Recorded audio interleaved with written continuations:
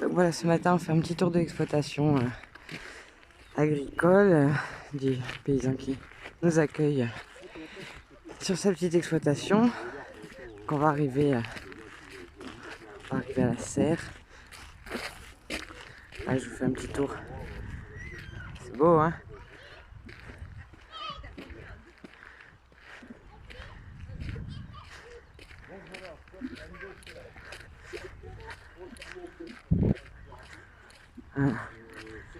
Serre de récup. Je vais m'approcher. Tout le reste, c'est de la palette, de la terre, de la paille et des verres qu'on a récupérés chez les menuisiers. On va regarder si ça marche vraiment de terre ou pas. Yannick, c'est tout son matériel dehors, c'est pas très cool. Ah, tu l'as fait à moitié, c'est super. Ouais, la moitié enterrée. Alors, c'est pas pour une histoire. On peut te voir ou pas? Hein? On peut te voir ou pas sur la vidéo? Oui. Bon, alors je te montre. C'est pas une histoire de. C'est pas pour une histoire d'hydrométrie, parce que si on n'est pas trop embêté avec l'eau, c'est plus par rapport au vent déjà. Il y a une tranchée. Dans les vents dominants, donc ça veut dire que si tu fais quelque chose en hauteur, il faut vraiment du gros lourd, de l'ancrage puissant. Donc la solution c'était de tout descendre en bas. Après effectivement ça nous garde quand même de l'hydrométrie au sol et ça c'est plutôt pas mal pour les cultures, pour le, comment on appelle ça, pour l'humidité, d'accord. Et donc l'avantage aussi de la terre, il n'y a pas meilleur comme isolant, hein. Je suis désolé, hein, mais tu peux rentrer dedans, on n'a pas mis de chauffage, je pense qu'il doit faire au moins du... Pardon, je passe devant. Vas-y. Bon, voilà. On sent pas trop la différence encore, mais ça va arriver. Et c'est surtout que c'est au niveau tout du en coût. palette.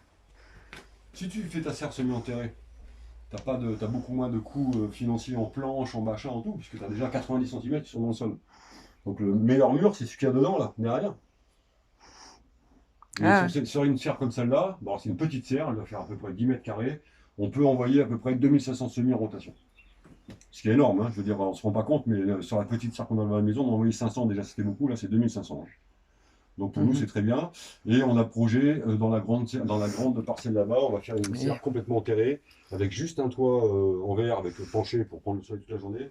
Et on va faire ce qu'on appelle une serre permanente. Donc là-bas on mettra que des plantes qui ont besoin de chaleur tout le temps, du genre le curcuma, tout ça. Ce sont des plantes par exemple qui poussent très bien, mais si tu les mets à l'extérieur en hiver, elles meurent. Donc on va garder on fera une serre qui sera, je pense, plus grande que celle-là et qui nous permettra de mettre que des trucs un peu comme une serre tropicale, on va dire, hein, tout simplement. Bon, par contre, pour le coup, celle-là sera chauffée. Donc peut-être qu'éventuellement, ce qu'on fera, c'est qu'on déménagera le poulailler et on l'intégrera avec le poulailler dans la serre.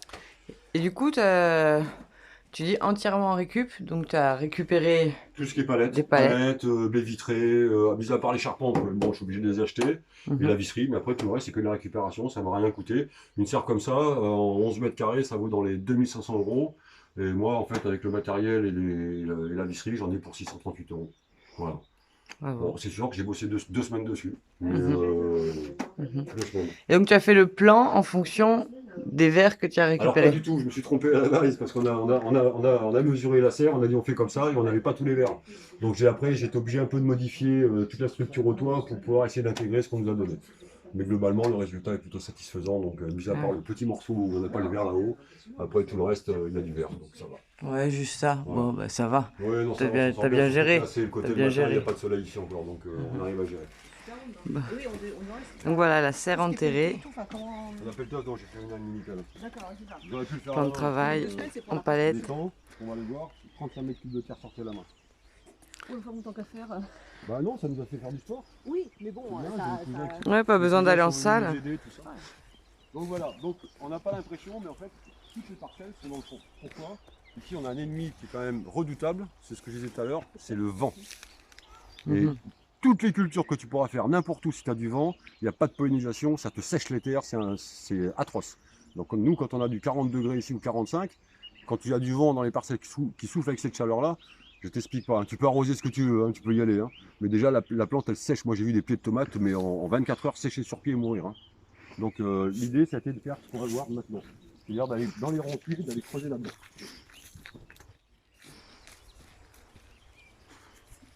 Voilà, petite anecdote, c'est que dans 3 ou 4 ans, il y aura un énorme étang qui sera ici.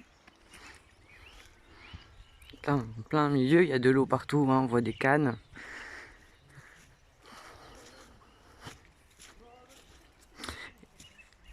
Et là, l'eau, tu la tires d'où?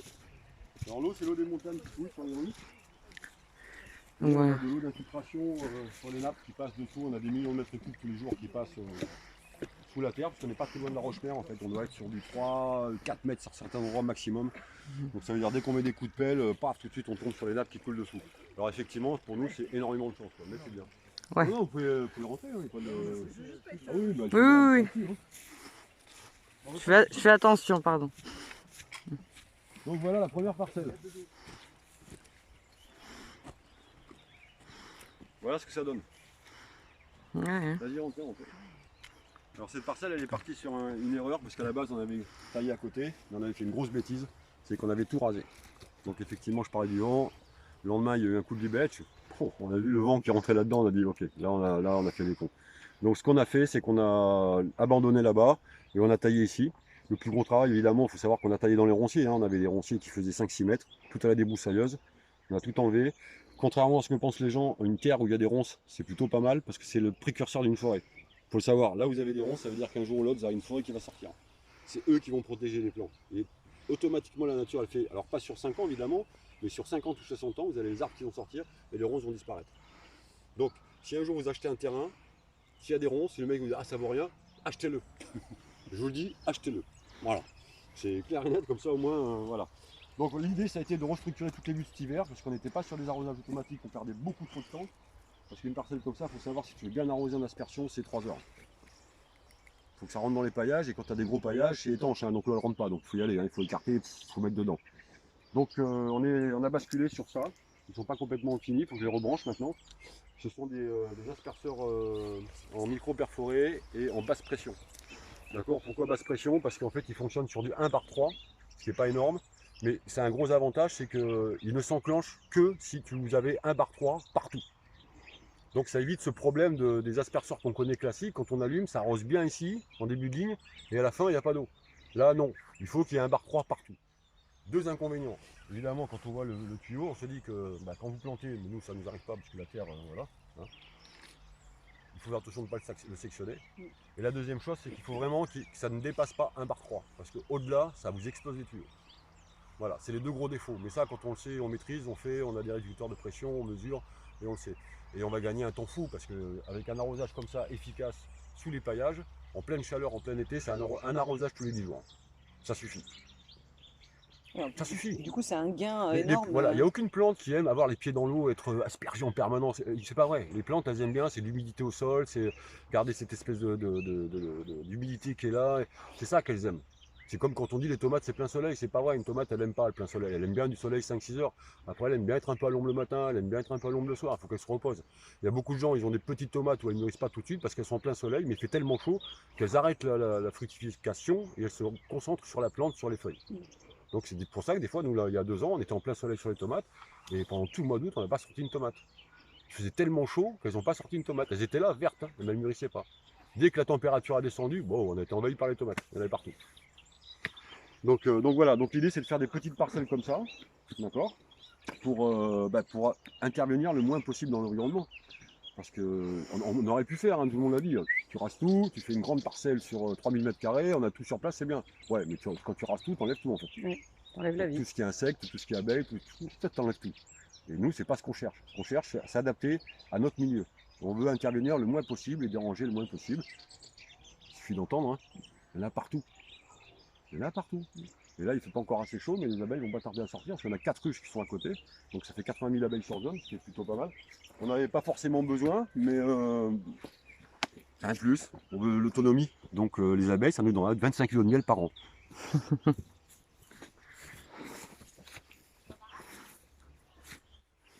Les choux. En fait, j'ai appris que les choux, ça a besoin beaucoup d'humus au départ. Donc des petits légumes, et c'est surtout que c'est quelque chose qui est très compliqué parce qu'il leur faut du chaud pour partir et du froid pour faire les fruits. Donc il faut trouver la bonne période où les planter et se dire ok, là on peut les mettre en terre, il va faire chaud maintenant, et après dans 3 semaines on a un coup de froid et ça va permettre aux fruits de monter, mais c'est très compliqué. Ne tombe pas, Céline. Ouais, je vais essayer de pas tomber dans l'eau. Encore, ah oui, c'est toi qui es tombé là. Moi, le frère de Marie-Claude est tombé dedans, il y a une cliente aussi qui a fait un bon là-dedans aussi. C'était pas possible pour elle. Bon. Voilà, à droite au niveau du robinet. Ouais, tant qu'à faire, on va faire le grand tour. Personne n'a du parfum sur lui, hein. Ok. Alors je dis, c'est pour les abeilles, qu'elles aiment bien elles.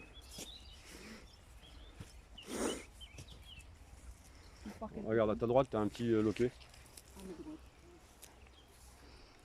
Voilà. Donc la deuxième parcelle. Donc ça, c'est la deuxième parcelle qu'on a faite. Celle-là est avantageuse pour l'été. Pourquoi? Parce que c'est une parcelle, vas-y, se tromper, qui reste assez quand même humide l'été et surtout qui a un bon soleil. C'est-à-dire qu'en fait, l'été, on a 5 heures de soleil, mais c'est le soleil de 11 h jusqu'à 16-17 h. Et après, comme le soleil commence à rebasculer derrière les pins, ça remet tout un peu à l'ombre. Alors c'est plutôt pas mal, les tomates ça donne bien. Et tout ce qu'on a planté ici, globalement, poussait bien. Sauf sur ce morceau de parcelle ici, là, qu'on a dégagé. Pourquoi? Parce qu'on a ça à côté. Et ça à côté, c'est les sols. Alors le sol, c'est très bien pour faire des boutures, l'écorce. 3 jours dans l'eau, mettez vos boutures dedans, c'est une Ferrari. Ça part. Ah ouais, c'est à 98% de péricité de bouture.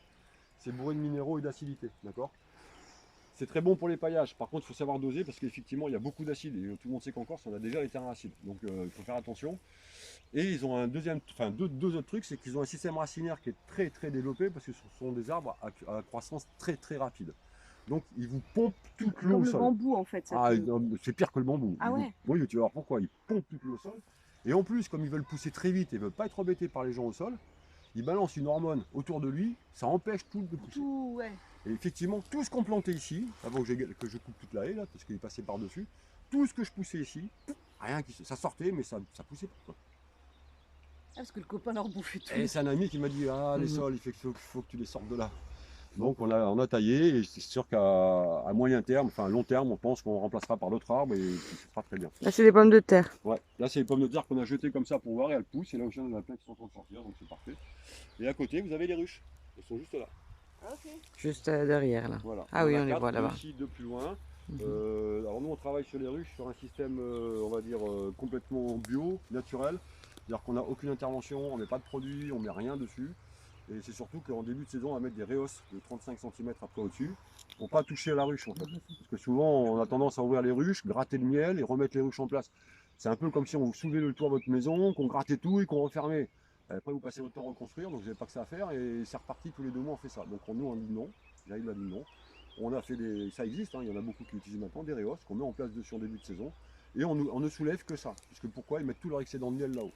Le seul défaut, c'est qu'en début de saison, il faut faire gaffe, parce que souvent, comme il y a trop de mâles, des fois, ils les mettent en haut, le temps qu'ils s'en aillent. Donc c'est juste quand tu ouvres, bah, tu fais gaffe, tu as les mâles, tu touches pas, et 2 semaines après, ils seront plus là. Mais ça te permet de récupérer à peu près, sur une bonne année, 25 kg de miel sur 4 ruches. Voilà. Là, c'est découvert pourquoi on a fait ce qu'on appelle des faux semis. D'accord? C'est-à-dire qu'on découvre le paillage, on va laisser pousser l'herbe, les petites adventices qui vont partir partout. À partir de là, on passera un petit bout de grattoir dessus, on enlèvera tout, et là, on mettra nos semis en place. Parce qu'effectivement, là, toutes les graines qui sont à l'air vont partir maintenant parce qu'elles sont dehors. Donc le but, c'est de les enlever pour ne pas se retrouver avec des radis, des machins, et puis plus reconnaître ce qu'il y a dedans. Et on a même le chat qui nous suit pour la visite, c'est sympa. Ouais. Voilà. Donc effectivement, pour l'instant, on n'a pas grand-chose sur les parcelles. Parce que, non. Ah non, c'est de l'ail, ça. Non, c'est de l'ail, ça. Ouais. Le problème, c'est le poireau, tu peux mettre plein de choses dedans. L'ail, tu peux en mettre beaucoup moins à mélanger avec. C'est assez fort. Par contre, c'est très bon pour les sangliers. Pareil que si vous en plantez. Moi, j'ai jamais essayé. Ah, ça les empêche. Mais il paraît que ça les empêche de venir. Voilà. Alors là, on va se mouiller un peu les pieds. Parce que comme j'ai pas tondu là-bas, c'est fermé là-bas. Ah, non. C'est pour ça que t'as foutu de l'ail un peu partout. Ouais. Si, c'est fermé. Ah ouais. Ouais. Non, là, celui-là, c'est pour le manger. Non, ici, les sangliers ne rentrent pas. Hein. Ah, ok. C'est pour ça qu'on ferme. Hein. Non, les sangliers ne ferment pas. Ce qui est important, quand ils montent des petits grillages, c'est vrai que si les blocs, les sangliers vont tout casser. Là, l'avantage de laisser des passages comme ça, les sangliers, s'il a envie de passer, il fait le tour et il s'en va. Au moins, il ne casse rien. Allez, je vous laisse passer. Faites attention parce que ça glisse. Parce que, voilà, on a encore. Nous font des passages de On passe. Non, là, on va pour aller sur les ruches, on ne va pas les déranger parce que comment ça se réveiller. Donc, Oui, non, t'as qu'à faire. la voir, la vue du parfum, la vue d'une abeille, et on va faire vite retrouver 5, 6, 7, 8 abeilles au lieu d'espace. L'espace devant haut, c'est bon. Ouais, vas-y. Allez, c'est ça, après c'est tout droit. Ça va vachement beaucoup. Oh, il y a des bouts. Attends, c'est pas. On est qu'au début là. Ah, ça c'était amusant. Ça. Bon là, c'est pas taillé pour l'instant, mais on laisse l'hiver un peu en jachère. Mais après, en saison, généralement, on refait les passages correctement pour pouvoir accéder aux parcelles sans passer partout. Et puis c'est tellement plus agréable de passer dans un chemin.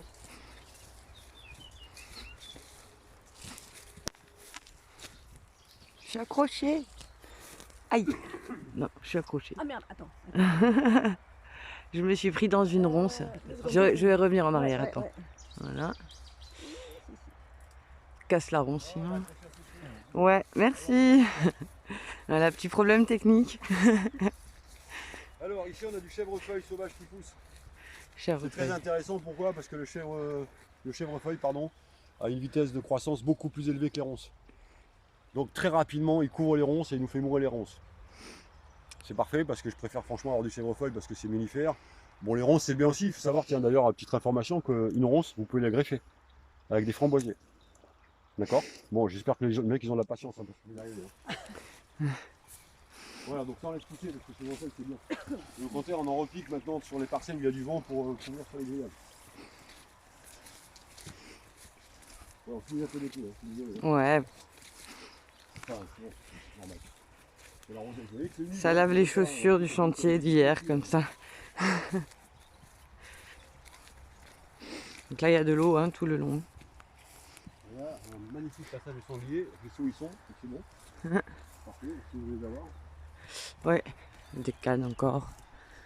Alors là, on va tomber dans mon bébé, qui sera, je pense, opérationnel dans 25 ans. Dans 25 ans. J'espère. On va créer ici une forêt jardin.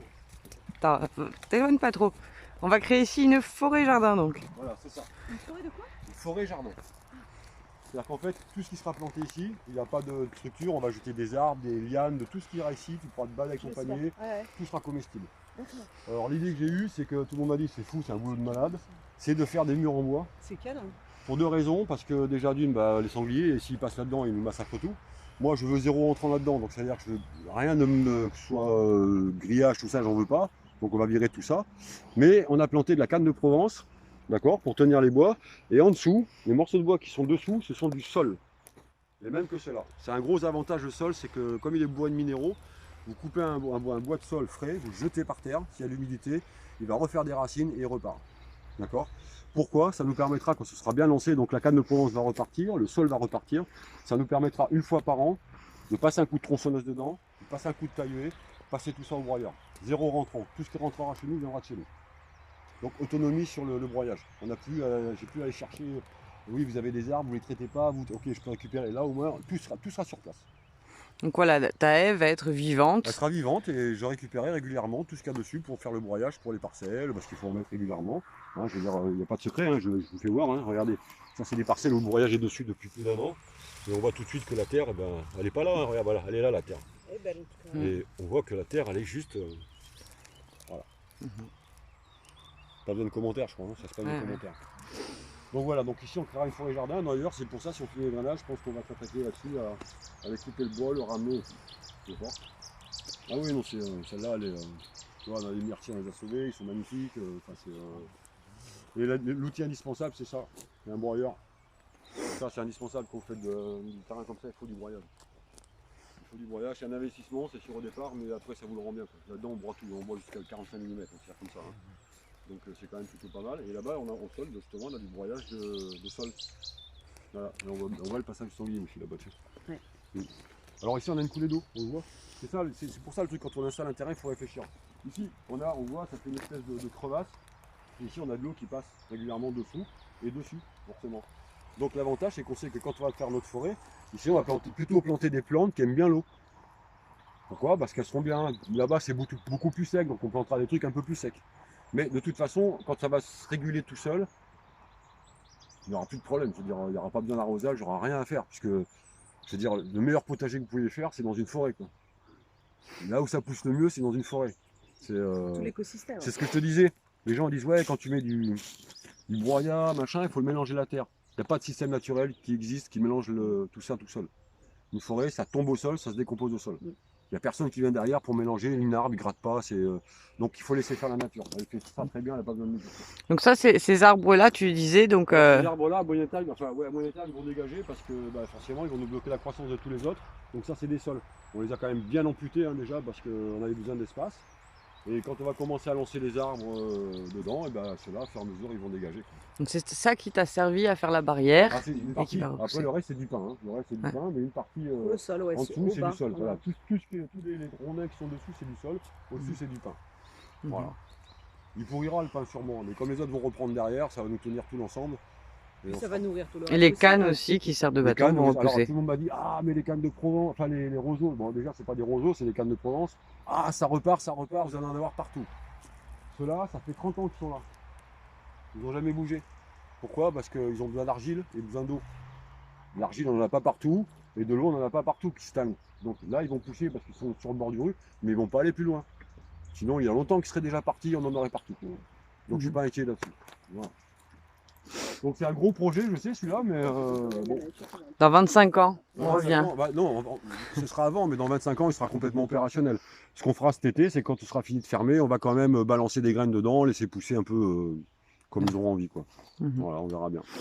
J'ai laissé des tas exprès, bon, là-bas je l'ai enlevé, mais en fait on a laissé des tas de bois avec des ronces, parce qu'on espère sincèrement que nos amis les hérissons viennent faire un petit tour dedans, pour se mettre l'hiver tranquille, parce qu'une fois que c'est fermé, ils seront dedans. Et c'est l'ami du jardinier, hein. Limaces et escargots, ils se régalent, hein. Ils mangent que ça, donc ils y vont à fond, hein. Donc ce serait très bien pour nous. Le problème c'est que les hérissons disparaissent, on est au courant, hein. Tout le monde le sait. Hein. Donc voilà. Et donc le jardin, tu l'imagines avec quel type de fruitier Alors, tout une partie ce sera des arbres d'ici, des bons vieux arbres corses qui poussent bien. Et une autre partie, on va mettre des arbres un peu plus exotiques, on va dire. Ouais. Je donne un exemple, par exemple le parasol chinois, que personne ne connaît, qui est en fait un arbre qui est utilisé dans beaucoup de pays en complément alimentaire. Il n'y a Mhm. pas mieux. C'est un arbre qui est bourré de minéraux, d'éléments, enfin et dans cet arbre-là, en plus, tout se mange. La feuille, les tiges, les branches, les racines, l'écorce, tout se mange. D'accord? Il y a certains médecins qui ont dit, je ne comprends pas qu'on n'utilise pas ça pour par exemple se battre contre la malnutrition partout, parce que c'est vraiment quelque chose de très efficace. Et d'ailleurs, pour preuve, c'est que vous avez beaucoup de produits qui sont dérivés de ça pour faire les compléments alimentaires pour les femmes qui allaitent. C'est pas pour rien. C'est ça que ça fait. D'accord? Donc ce sera plutôt ce genre d'arbre là qu'on va essayer de trouver, parce que c'est vraiment le but d'avoir quelque chose de cohérent dans l'ensemble, certes, mais aussi d'un peu plus original. Je dirais, il est grand temps de refaire découvrir aux gens des choses qui marchent bien ici, qui se mangent bien et qu'on ne connaît pas. Un truc tout simple, le pawpaw, j'aime bien le nom. Moi. Il fait partie de la famille des plaques-miniers, d'accord? C'est une espèce de fruit qui fait 400-500 grammes, d'accord? Qui est magnifique, un goût de poire, de passion, d'ananas, enfin, c'est vraiment très bon. Et il a juste un défaut, c'est que pour se protéger, quand on s'approche, il balance une hormone en odeur et ça sent la charogne. Ça ne va pas rester sur vous, hein, ça ne reste pas dans le fruit. C'est juste que vous allez arriver, vous avez l'impression qu'il y a un cadavre qui est quelque part. Mais c'est pour se défendre, il a raison. Il se défend, hein, les arbres communiquent entre eux, hein, et il y a un problème, paf, il balance ça. Vous allez en Afrique, les acacias, quand ils commencent à se faire défoncer par les girafes, ben, l'acacia balance une hormone pour dire aux autres, attention, ils arrivent, donc elle balance une hormone, et à un moment donné, la girafe, elle décroche parce que, insupportable pour elle, elle s'en va. Les plantes font leur vie, hein, pas même. Donc voilà, pour les arbres, on va en faire plein comme ça, dont des lianes aussi, par exemple, des lianes qui font des haricots verts bleus, qui font 80 cm. Ah ouais, Et qui en fait n'est pas un haricot vert qui est un fruit. d'accord. Voilà. Je ne sais plus le nom, hein, j'ai jamais eu la mémoire des noms. Je sais qu'il existe, parce que je l'ai marqué. Et donc à peu près combien d'arbres fruitiers en tout, tu penses? Alors sur la parcelle qu'on verra tout à l'heure, on va en planter une quinzaine. Et ici, comme on va densifier énormément, je pense qu'on sera au moins sur une trentaine d'arbres. Voilà, Une trentaine là, d'arbres. c'est une nouvelle parcelle qu'on a fait. Alors si les palettes ont l'air pas droites, c'est normal, parce qu'en fait quand j'ai restructuré la palette, j'avais plein de plantes qui avaient poussé partout et j'ai pas voulu les enlever. Donc D'accord. on s'est dit que c'était pas très grave. Après tout, on s'en fout un peu. Et alors on a un kumquat, on a un clémentinier, on a un pommier, on a 2 plaques-miniers ici, on a 2 abricotiers ici, on a un prunus là-bas au fond et on a un figuier au fond là-bas aussi. On m'a donné gentiment et en fait on voit bien qu'ils sont en train de repartir. Ouais. Parce que bah, effectivement le fait d'avoir des fruitiers, ça va donner des zones d'ombre, c'est parfait. Parce que nous on avait fait une bêtise l'an dernier, c'est que là-bas dans les parcelles, on avait planté des tournesols. Alors le tournesol est un très bon nettoyeur de sol. Il enlève tout ce qui est métaux lourds, cuivre, aluminium, tout ça, lui il prend. Il aime bien ça, il prend. C'est pour ça que souvent je dis aux gens, quand vous achetez des graines de tournesol, moi je vous conseille fortement de savoir d'où elles viennent. C'est plutôt intéressant de savoir ce que vous mangez. Parce que c'est bien, ah c'est naturel, c'est bio, ça poussait où? Bah, il y a une usine à plomb à côté. Ah ouais, ok, je ne vais pas y toucher alors. D'accord? Tout Par est dans contre, les lui, il est un peu comme le sol, mais inversement, dans la terre, il va sécréter une hormone qui empêche les autres plantes de pousser. Donc effectivement, les autres plantes, elles poussent pas. Le tournesol aussi? Ouais, le tournesol. Ouais. Ouais. Parce qu'on avait, Sol. ouais, on avait planté plein là-bas, et tout ce qui était blé, tout ce qu'on avait planté dessous, c'est comme ça sortait pas. On ne comprenait pas pourquoi, donc j'ai fait des recherches et effectivement, je dis ah ouais, ok. Alors c'est intéressant pour faire des zones d'ombre, le tournesol c'est magnifique. En plus, on a trouvé une astuce, on en a cassé un par erreur et en fait, il n'a pas poussé en hauteur, il a poussé en largeur. Donc, mais il faut les mettre hors parcelle. C'est-à-dire que si je veux ici avoir une zone d'ombre de ce côté-là, je vais plutôt débroussailler un peu ici, je vais mettre une rangée de tournesol ici, pour être sûr qu'ils ne viennent pas embêter le reste là-bas. Ça peut être intéressant pour nettoyer tes sols, du coup, tu fous le Voilà, si tournesol et quelqu'un après qui a un tu sol les- très pourri tu au les niveau vires et métaux tu locaux, bah, replantes. tu balances des graines de tournesol, tu Ouais. laisses ça un an, tu recommences l'année après, il va te nettoyer tes sols et après tu replantes ce Ouais. que tu veux dedans. Donc bon, voilà. Mais c'est bien. Bonjour le chat, il est toujours là. Il y a Ici, les tranchées aussi à on a combler. fait tout un système de drainage pour récupérer toute l'eau de pluie qui arrive partout en permanence, parce que pourquoi cette parcelle se retrouvait tout de suite immergée. Donc j'ai fait ça quand il y a eu les grosses pluies cet hiver et j'ai vu que ça a marché parce que toute l'eau est partie, elle a été canalisée, repartie dans un rue. Pour l'instant elle repart dans le rue. Après on verra parce que je pense que c'est une eau qui va être redirigée vers le futur étang là-bas. Le but c'est évidemment de garder le maximum d'eau et de s'en servir puisqu'elle est là. C'est dommage d'aller payer un compteur pour avoir de l'eau. Hein, puisqu'on sait que par exemple nous on vise l'autonomie, donc à un moment donné on va faire pas un forage parce qu'on ne veut pas de Des forage. cuves. On ne veut pas les taper dans les nappes. Mhm. Ça on en a assez qui le font. Par contre, comme on a beaucoup d'eau qui rentre ici, on va faire une cuve de rétention en béton enterrée sous le sol, avec une arrivée d'eau donc de tout ça qui va arriver, et avec une pompe de filtration et une pompe de nettoyage pour récupérer de l'eau et qu'elle soit consommable. Tout simplement, comme ça permettra qu'on coupe les vannes de la ville. Et de faire un étang de filtration, justement, et utiliser la nature pour filtrer. Et... Ça va être prévu donc, dans le gros temps qui sera là-bas, qui fera au moins, je pense, 600 mètres carrés. Donc il y aura tout un système de plantes en phytosanitaire. Et surtout, on parlait de l'eau de pluie. Donc en fait, on va tout canaliser et on fera les bacs, les fameux bacs de rétention d'eau avec les filtrations par plante pour avoir de l'eau potable à la sortie en plus. Il faut savoir que dans les temps qu'on va aller voir, il y a une canalisation qui passe, c'est la récupération des 4 fosses septiques qu'il y a. Alors, il n'y a pas plein de toilettes, c'est juste que c'est un système écolo qui a été fait par un architecte il y a 40 ans. L'eau passe dans une première fois dans une fosse septique, normal, fait son boulot, passe dans une deuxième, ça refait, et ainsi de suite. Et la quatrième, ça sort dans un drainage, gros caillou, ça retient tout ce que ça peut retenir s'il y a des trucs qui sont passés quand même. Et à la fin, j'ai regardé, on a coupé le tuyau, on a laissé pendant quelques jours, et en fait, l'eau, elle sort, elle est transparente. Pas d'odeur de ce que vous voulez, il n'y a rien, elle est transparente. Le seul petit hic des fois, c'est quand on lève quelque chose d'un peu gras, la graisse, ça ne se dissout pas vraiment, et on a de temps en temps une petite nappe de graisse qui apparaît. C'est l'huile qu'on utilise, donc l'huile d'olive et du beurre, donc c'est que des trucs naturels, donc c'est pas très gênant. Voilà. Ça va les chats?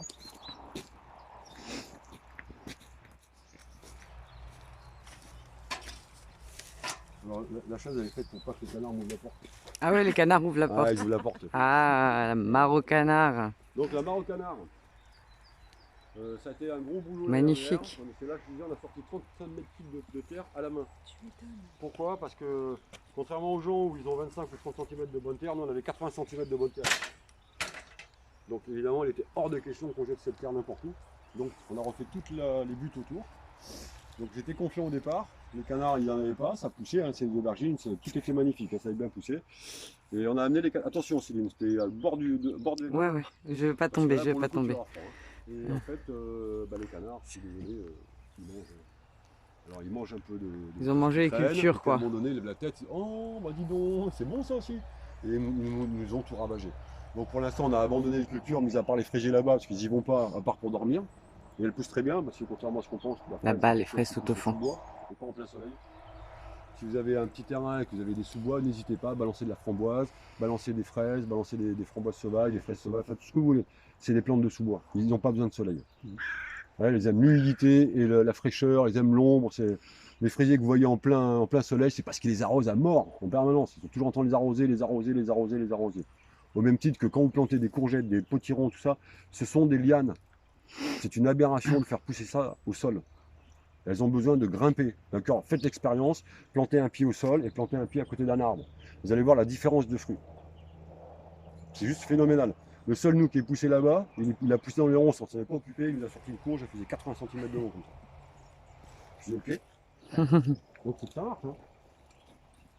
Donc voilà, donc évidemment tout un système de récupération d'eau avec un complément d'eau pour la future, parce que bon, moi je suis prévoyant, on ne l'a pas branché, mais pour l'instant on a tiré une ligne d'eau, parce que quand il y aura le bac de rétention d'eau en sol, si un jour vraiment on a un problème d'eau sur les temps, on pourra toujours le recompléter. Pourquoi? Parce que les canards, il faut quand même qu'ils puissent sortir de là, quoi. C'est à un moment donné. Et la cabane au milieu, pourquoi? Bah, comme ça, au moins ils sont pas embêtés avec le renard. Du moins pas trop. Ça va vous? C'est bon? Ah belle vie, hein. Il a mangé des activités déjà? Si, justement, c'est bon. Voilà. quand même. C'est chouette, hein. Et souvent, c'est comme ça, il reste pas. C'est pas tombé dans l'eau. C'est normal que l'eau ait ses couleurs, hein. C'est un étang. Hein. Tout le monde dit ah elle a tourné l'eau. Non, non, c'est un étang. Il n'y a pas d'étang où ils ont une eau transparente, ça n'existe pas. Sinon il y a un gros débit d'eau qui fait que c'est toujours nettoyé. Là, effectivement, quand il y a eu les grosses pluies, pendant 2 mois on avait de l'eau presque transparente. Mais là, à partir du moment où il y a déjà moins de rentrée d'eau, bah forcément l'eau, les canards vont dedans et ils font leurs besoins dedans et ainsi de suite. Et même quand vous mettez des poissons, c'est une marque qui est propre, transparente. Le jour où vous balancez des poissons dedans, en 10 jours, elle devient verte. Parce qu'ils créent leur propre écosystème et c'est comme ça, c'est normal. T'as des grenouilles, des poissons, t'en as pas mis du coup. C'est ce que j'expliquais à Jean-Louis tout à l'heure. On a même des aigrettes qui sont venues se poser ici, qui ont passé 3-4 jours. Elles dormaient là, elles revenaient, elles repartaient. Donc l'idée, c'est on va faire un deuxième étang au fond encore, où celui-là, pour le coup, sera sauvage. On n'interviendra pas, ce sera pour les animaux, pour leur vie dedans. Et des poissons dedans? C'est prévu? Là, non, on n'a pas mis de poissons. Enfin, on en a mis au début, mais ah, ils aiment bien eux. Hein. Les canards aiment bien les poissons? Je pense qu'ils nous les ont mangés. Ah ouais. On les voit plus. Donc, et dans les temps, le futur gros étang? On en mettra. Enfin, après, on verra. Après, j'ai presque envie de dire. Ça fera leur cycle ou pas. Quoi. On verra s'il y en a dedans, c'est bien. S'il n'y en a pas. Voilà, donc là, vous voyez, récupération d'eau de sol, de surface, hein, obligé, parce que quand ça coule ici, ça coule. Hein, là, c'était inondé. Donc, et là, c'est sur la parcelle qu'on va travailler aujourd'hui. Alors ici, on va créer un verger potager. Alors l'idée, ça a été de faire des drainages, parce que je disais tout à l'heure, on a beaucoup d'eau de surface, qui n'est pas désagréable en soi, c'est sûr, mais à un moment donné, si on veut planter dedans, il n'y a aucune plante qui aime ça, à part très peu de plantes, mais là, ils n'aiment pas, c'est pas leur truc. Donc, on a fait des lignes de drainage, tout le long, il y en a 4, pardon, dont 3 avec des poches de rétention d'eau de 1 m3 environ tous les 5 mètres. D'accord? Pourquoi? Parce qu'en fait, quand on prend les mesures après, entre 4 cuves de rétention, on a 25 mètres carrés. On va mettre un arbre fruitier au milieu, et entre tous les arbres, on va faire des grandes croix en palette, où on va cultiver tout ce qui est maraîchage. Donc on va mélanger les deux. D'accord? Mais évidemment, je parlais du vent, on va être obligé de créer une grosse haie végétale devant. On pourrait mettre un mur comme tout le monde, hein. Mais on va créer une grosse haie végétale, qui sera mangeable, hein, puisqu'il n'y aura que des trucs mangeables dedans, pour casser les vents, et pour que les arbres fruitiers puissent se développer normalement, comme ça va pousser un peu ensemble et après ils feront leur vie. Quoi. Tout au fond, je ne sais pas si vous voyez, voilà, la haie de bois, ça va devenir une haie végétale. Ouais. Voilà. On va s'approcher. Donc c'est un gros travail, mais bon, c'est pas une parcelle qu'on exploitera cette année, c'est sûr. Pourquoi? Parce que entre le tassement avec la mini-pelle, le fait d'avoir retourné la terre, tout ça, donc on a un peu tout chamboulé. Donc ce qu'on fera, c'est qu'après, quand tout sera rebouché, on va enlever tout le trop-plein de cette terre qui n'est pas forcément bonne. On va faire passer une mini-pelle pour à peu près tout aplanir. On va fermer. Et après, on va amender tout ce qu'on peut balancer dans le terrain, on balancera. Paillage, bois, enfin, on veut que toute la biodiversité se remette en place, que les vers de terre arrivent, qu'ils nous réaèrent les sols. Parce qu'on va pas passer le motoculteur, je sais pas que ça à faire.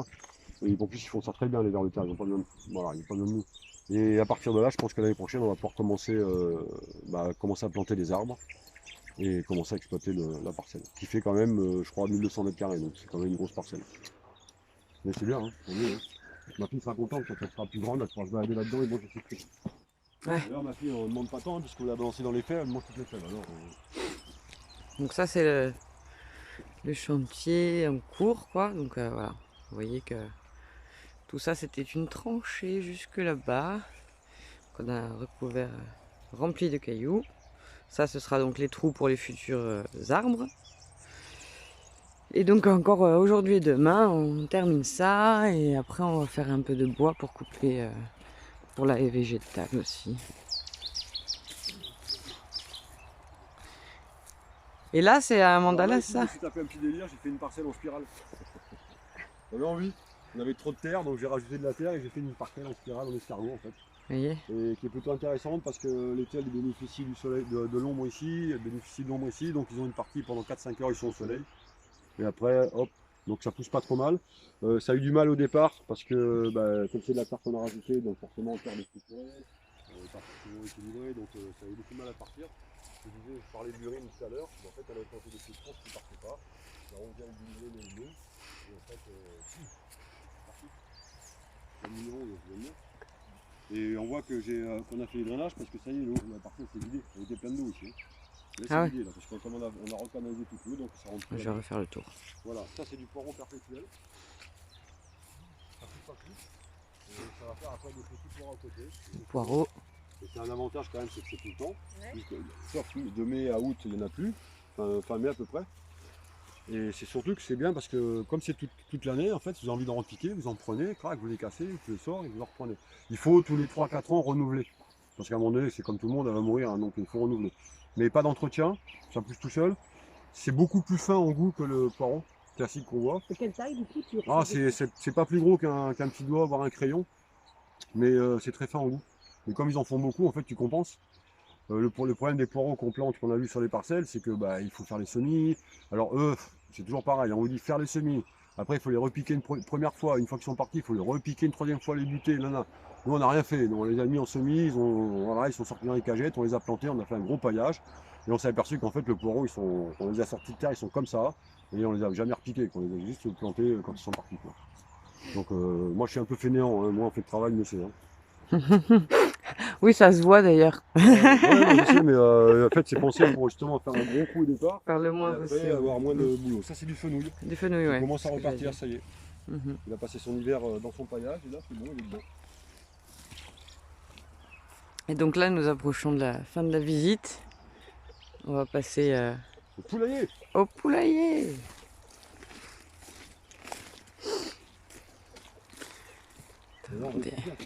Alors ça, c'est ton repère. C'est là où il y a les poules dans les concepts. C'est fait exprès parce qu'il y a besoin des Je vais repères. passer devant pour la vidéo. Voilà, on a presque fini.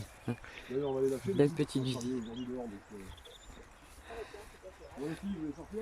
Allez. Voilà, t'as combien de poules ici donc? Alors moi j'ai 12 poules. On a eu alors 12 poules sur un an. Ça nous donne à peu près 2100 œufs. On n'est pas tout fait sur un an.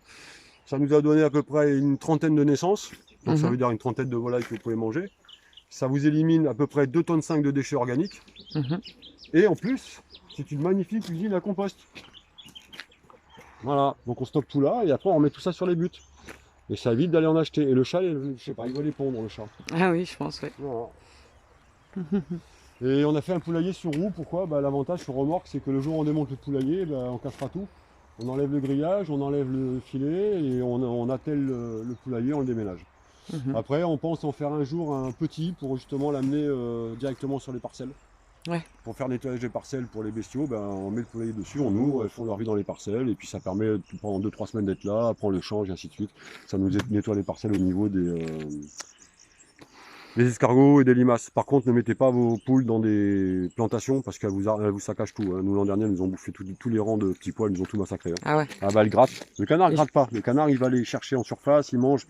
La poule, elle gratte en permanence et elle gratte de chez gratter. Hein. Donc, elle vous enlève vraiment tout, les semis. C'est même pas pour les manger, c'est pour virer la terre, pour aller voir ce qu'il y a dessous. Et l'association poules et ruches aussi pour essayer le frelon. J'avais vu une vidéo comme ça. J'ai pas fait de. S'attaquer à. J'ai pas fait de recherche dessus. J'avoue que les frelons, je suis pas trop inquiété. Frelons asiatiques, on parle, oui, ok. La poule aimait bien les frelons asiatiques et elle les chopait très facilement. Comme quoi, ils mettaient ça à côté de ses ruchers. On verra. Pour l'instant, ils sont là-bas. On n'est pas trop nous embêtés avec les frelons asiatiques. En plus, maintenant, ils ont monté des ruches qui permettent justement que le frelon ne rentre pas dedans. Et maintenant, les abeilles ont même contrecarré le truc et se sont aperçus qu'en fait, les frelons n'aiment pas du tout la chaleur. Donc, quand elles se font attaquer, ils savent qu'il y en a beaucoup qui vont mourir, mais elles se mettent autour, elles frottent les ailes, elles montent en température jusqu'à 38 degrés, je crois. Et ça tue le frelon. En fait. D'accord. Donc la nature fait son boulot, et oui, elle s'adapte. Hein. Elle dit bon, celui-là je le connais pas, on cherche. Ok, ça va le tuer. Et il le fait. Voilà. C'est goûté la racine de oui, c'est très bon. Ça se mange. Vous savez qu'il y a un pays qui paye une fortune pour les avoir. Hein. Ah ouais? Ils ne le savent même pas, ils ont des champs, c'est de la merde. Mais en fait, il y a des pays, je sais plus quel pays, il faut que je retrouve le nom. Ils récupèrent les bulles, ils font de la farine avec ça. La farine d'asphodèle. Ouais, la farine. Les gentils encore, c'est de la même. C'est vendu combien? C'est pas vendu aussi cher que la farine de châtaigne quand même. Voilà, j'ai expliqué le fameux brise-vent. Donc on a mis le bois pour l'instant pour protéger ces plantes qu'on est en train de mettre. Donc il va être en 3 parties. Une partie devant, petites plantes, corse, romarin, tout ce qu'on peut trouver ici, lentisques, voilà, normal. Hein, ouais, les abeilles sont là, le frelon, le bourdon est là, c'est parfait. Ensuite derrière, nous allons planter tout ce qui est arbuste. D'accord, donc grenadier, tous ces petits arbustes qui poussent sur 5, 6, 7 mètres de haut. On ne taille pas, on est anti-taille, on laisse pousser, c'est comme ça. Et ensuite derrière, nous allons planter 4 gros arbres qui montent jusqu'à au moins 25-30 mètres. Donc ce seront des noyers communs, et je pense on s'oriente sur des châtaigniers de Virginie. Alors châtaignier de Virginie, la particularité c'est qu'il a des petites châtaignes qui sont beaucoup plus petites qu'en Corse, enfin, pratiquement la moitié en taille. Par contre, elles sont beaucoup plus sucrées. Voilà, et c'est un arbre rustique. Contrairement à ce qu'on pense, le châtaignier de Virginie peut supporter des températures jusqu'à plus 45 et il peut descendre jusqu'à moins 25. Donc nous ici en négatif, on n'est pas trop inquiété. Plus 45, ça nous arrange. L'été ici, ça cogne quand même. Donc par contre, c'est des arbres à croissance très lente. Donc comme je disais tout à l'heure, je ne le fais pas pour moi parce que moi, globalement, à l'âge que j'ai, dans 30 ans, je serai peut-être plus là. Par contre, je pense que ma fille sera contente quand elle verra les arbres qui sont là avec les fruits, les légumes et tout dessus. Je pense qu'elle se rappellera de moi, de dire ah mon père a fait quelque chose de bien quand même. Voilà. Donc pour l'instant on en est là, et puis on verra si on fait d'autres choses. On verra peut-être en projet sur cette parcelle derrière, avec les fruitiers qu'il y a là-bas, de faire de la céréale. 200 mètres carrés de céréales, 50 kg de farine par an en moyenne. C'est l'équivalent de ce que consomme une famille de 4 personnes sur un an. Combien répète le chiffre? 200 mètres carrés à peu près de céréales denses. Hein, parce qu'on a tendance à vouloir écarter, mais il faut que ce soit bien dense. Ça fait à peu près 50 kg de farine. Voilà, c'est 4 personnes à l'année. Ouais, c'est ce que toutes les familles avaient avant, quasiment. C'est ce que toutes les familles avaient avant. Ici, il faut savoir que la Balagne, surtout la Balagne, c'était un grenier à blé. Ici, avant, c'était des champs de blé partout. C'était Nadia qui est là-bas. Enfin, c'était vraiment au plus fort de Gênes, c'était 250 000 tonnes par an. C'était un truc de fou. C'était eux les plus gros exportateurs en Méditerranée. Enfin, en Corse, on a une terre quand même qui est très très fertile. C'est juste qu'on a, ce qu'on a abandonné. Parce que, désolé, hein, je vais le dire franchement, merci les grandes surfaces. Parce que grâce à ça, ils ont coulé tout le reste. Et c'est un peu de notre faute, hein, parce qu'on a trouvé la facilité. On a dit, ah, mais c'est bien, on arrive, on fait nos courses, il y a tout là. Seulement maintenant, je suis désolé, vous ne savez pas ce que vous achetez là-bas. Il y a une richesse. Alors qu'on a une richesse dans les sols, et oui, c'est du gros travail. Pour l'instant, ça a l'air impressionnant, c'est du gros travail.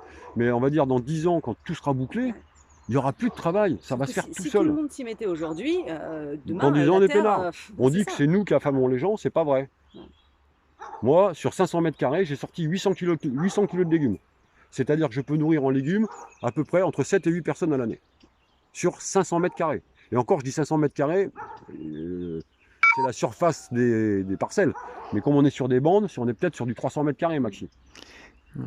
Donc ça veut dire que ça marche. Bien sûr. Voilà, ça marche. Il faut arrêter de croire les gens qui vous disent ah, mais l'agriculteur ne produit pas vous produit pas de la nourriture. Hein. L'agriculteur, il produit des trucs pour que ce soit transformé, pour que vous puissiez bouffer de la merde derrière. Le paysan fait de la nourriture. Bon, ben on va rester là-dessus parce que j'ai presque plus de batterie, il va falloir se mettre à travailler. Donc on vous attend aujourd'hui et demain. Venez, on échange, on discute.